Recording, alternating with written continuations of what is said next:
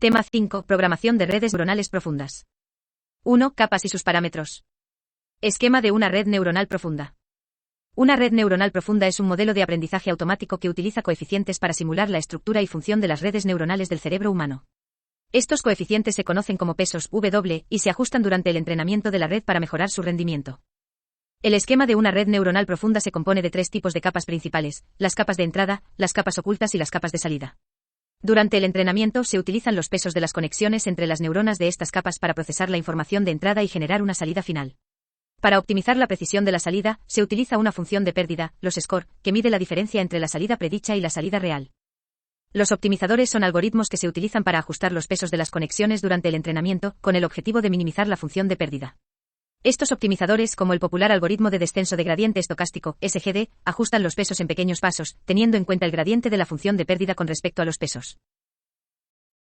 Normalización de los datos antes de que los consuma la red neuronal. Se recomienda escalar los datos para que tengan una distribución de valores similares. Valores numéricos. Intentar que todos los valores estén en el rango de 0,1. Por ejemplo, el color del píxel puede ir de 0 a 255, así que lo dividimos entre ese valor para que se codifique con valores entre 0 y 1. Variables categóricas a vectores numéricos, one-hot encoding. Cada variable será una posición en un vector con tantos elementos como variables categóricas tengamos. Cada posición en el vector representa una clase 000100000. Capa tipo dense. Capa densamente conectada. Se le pasa como valores. Units, neuronas que tendrá esa capa. Activation, la función de activación. Input-shape, solo en la primera capa del modelo. Le decimos a la capa de entrada que va a venirle.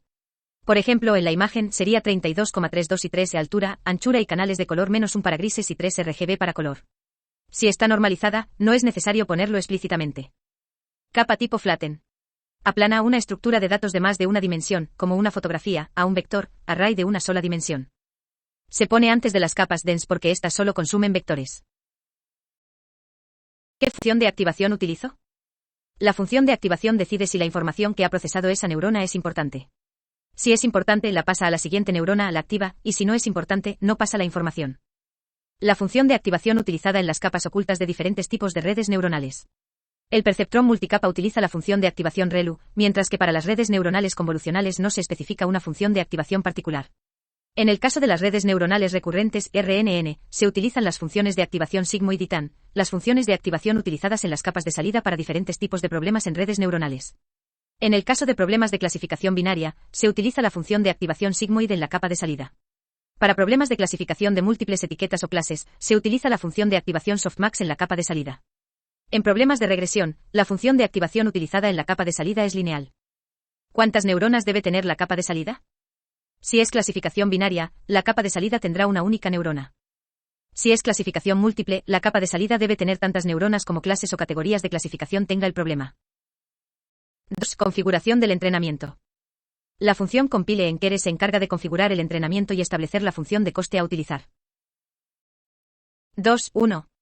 Función de coste, medida del error. La función de coste o pérdida, loss, es esencial para actualizar los pesos o coeficientes del modelo de forma adecuada. La función hace un cálculo del índice de error entre las clases reales dadas por las etiquetas y las predicciones que va dando el modelo. Funciones de coste. Clasificación binaria, binary cross entropy. Clasificación múltiple con etiquetas en formato one-hot encoding, categorical cross entropy. Clasificación múltiple con etiquetas como números enteros, sparse categorical cross entropy.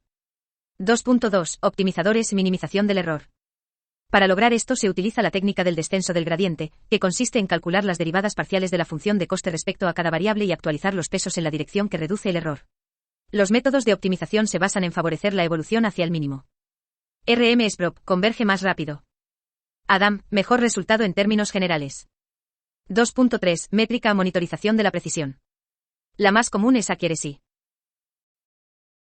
4. Entrenamiento de la red neuronal profunda.